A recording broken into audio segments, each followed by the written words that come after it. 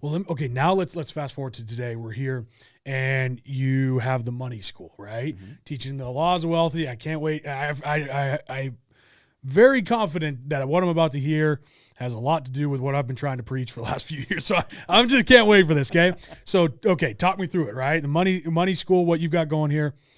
What are the secrets of wealthy? Break it down for us. All right, so really it goes back to, if you've ever read the book, The Richest Man in Babylon, it lays a lot of the foundations of it was the principles or the rules of gold, I think is what they call it.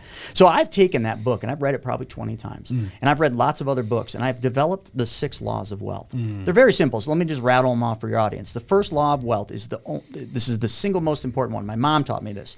You got to save 10% of the money you earn. Whatever your gross income is, save it. The way I'm teaching my daughter is I'm going to teach her that by every $10 she gets, I don't care if it's an allowance, however she gets it, she must keep $1. She's got to learn to pay herself first. Remember I said I stopped paying myself in the business because I had bills to pay? That's wrong. We're cheating ourselves. Yeah. First law of wealth, save 1/10 of the money you earn. Yeah. Second law of wealth only comes when you master the first law. Yeah. Your money has to work for you. Yeah. There's 24 hours in the day. Yeah. We can only trade so many of them for money, right? And that's what we've been taught to do. Society will teach you hustle, work, trade hours for dollars. Your hours are priceless. Yeah. You can make more dollars, but you can't make more time. Amen. So why do we learn that? We got to change it. The wealthy don't do that. The wealthy make money work for them. And so do you and all the people we surround ourselves. They know how to make money work for them. So the second law of wealth, learn how to make your money go out and work for you. Because your money doesn't have limits like we do. Third law of wealth, the most violated law right now, is protect your wealth. I always joke around, Ricky Bobby and Talladega Nights. Yeah. Like, you're a car guy. His father, when he got kicked out of the school, looks back at him and he says, son, just remember this. If you're not first, you're last. You're last. Well, I'm a big private lender, and I'm always first, man. But protect your wealth. Don't invest in things you don't know, like, and understand. And never invest your money with somebody that doesn't have knowledge through time, wisdom, and failure. I see this. There's gurus all over social media. I'm an expert. I made all this money. You've never failed. Why would I ever trust what you say? You don't even know the other side, but you're going to learn. Well, a lot of those crypto guys did learn pretty good lessons. But so that's the third law of wealth. Protect your wealth by investing in things you know, like, and understand. Yeah. The fourth, never, ever, ever seek unrealistic returns or your money will flee you. You got to be realistic. You can't be greedy, because if you're greedy, money will flee. And I've had that happen a lot of times. So that's the fourth law. The fifth is not about money. It's about the most important thing. We have to live a life where we solve other people's problems. Everything we do when we come to work, we should be focused on what problem am I solving for someone else. There's not a company in the world that doesn't do just that. They solve problems for people. And they find bigger problems or more of them to solve. So that's what we need to do. We need to give unconditionally by solving other people's problems. The sixth law of wealth goes back to the one thing that we all need to focus on every day, and that's legacy. But a lot of people have confused legacy. I think society's taught us legacy is about the things we leave. Oh, the car, the money, the house, the things we leave as a legacy. No, it's about the things you did to change people's lives. Because when everybody's sitting around that casket that really is nothing more than a corpus of your body, you're off in heaven. That's right. When you are sitting there or you're in heaven looking down, what are those people saying about you? What do they remember? I guarantee it's not the Lambo. I guarantee it's not the money in the bank. It's not the fancy houses. It's the way you treated other people and what you did for them. Yeah. Those are the 6 laws of wealth. And I'm instilling those laws in a very different way in my daughter. Yeah. My daughter is never going to know anything but those 6 laws. Mark my word, that will be my single greatest legacy I leave. Those are good. I like those. Number one of those, so I say this all the time.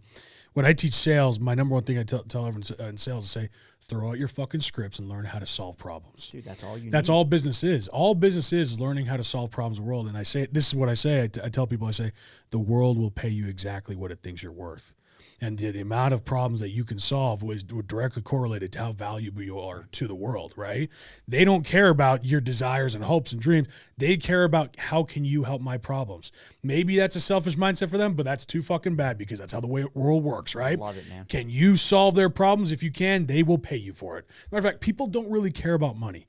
They care about what money can do for you. Absolutely. And if they can solve their problems, then they're very willing to spend that money. As a matter of fact, if people want to appear more wealthy, they're much more willing to spend $3,000 on a fucking bag at Louis Vuitton because that solves that problem for them. You imagine trying to go to somebody and convince them to buy a purse for $3,000 just based on, the parts of the bag. It ain't gonna happen. It's just a fucking logo that provides that value. That's all that matters, right? So what you just said is it's exactly it. If your business isn't solving problems, you don't got a business. That's right. Right? You don't got a business. And honestly, business is a game of people. That's all it is. It's other people's money. I don't have a business if I just stand here. I have a business if I have other people paying me with their money. So that means the business I'm in is you and me, is me and him. It's people. So if I ain't good with people and I ain't good at working with them, I suck. That's right. Right? You get into all the, and I've fell into this trap many times of like the funnels and the copy and the scripts and this and all the details and the marketing strategy. And if I've got so caught up in that before where it's like, well, fuck, I'm going to tell you right now, it's not that important if you really take a perspective. Just, are you providing value? That's it. Cost is only an issue in the absence of value. Dude, Amen. I learned that a long time ago, Yeah. and I argue that every day because of what I do with teaching people how to be their own bank. And it's interesting, like when you talk about solving a problem, like think through your life and your audience, like everybody that's watching this. I want you to think about the one time in your life when you focused on your problems. Boo-hoo this, oh my God, that, I don't Every have this day. car, I can't pay my bills, this, your problems. You start projecting that. What happened next?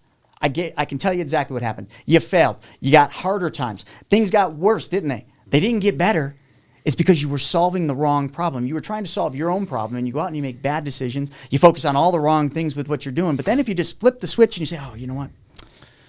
My problems are my problems. Yeah. They'll get solved in time. Let me solve your problem. And then you focus solely on that. All your heart, all your passion has to go into that.